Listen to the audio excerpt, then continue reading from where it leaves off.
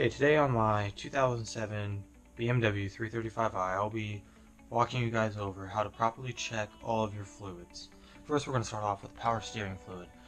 You can see it's just a little screw-on cap. We're going to take it out. I'm going to shake the rest of the liquid off so it doesn't drip everywhere. And you want it to be right at this line. So that's good.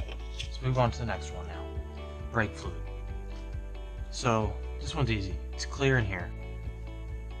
You can see if there's a max fill line. See if that is completely filled up. If that's full, then good. Next, let's unscrew the cap. We're going to take a look at this. This is clear fluid. If your fluid is dark, then I suggest you to bleed your brakes and put new fluid in. Alright, that leads us on to the next, coolant.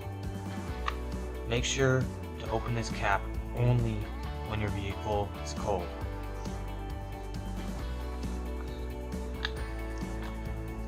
So there's this little plastic floaty that pops up if your coolant is full.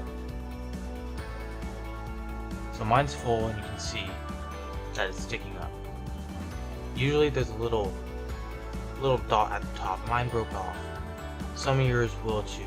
They get brittle over time from the heat. So that's good. And last, windshield washer fluid. There's no way to possibly check this unless it's completely full and you can see liquid in this tube. So the next thing is oil. Since on these cars there is no oil dipstick, it's all electronically controlled. So we're going to have to move into the car and look from there. Now that we're in the car, now you're going to want to insert your key. Don't start the engine, just hit the button once.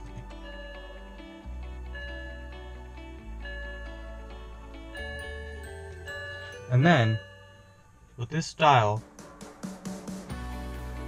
you're going to scroll down until it says engine oil.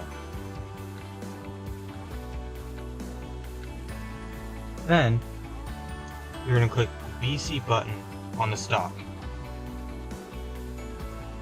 Mine says OK, so we're good. Yours could differ though. So the last thing is transmission fluid. The only way you can check that is by lifting the car up and getting it serviced.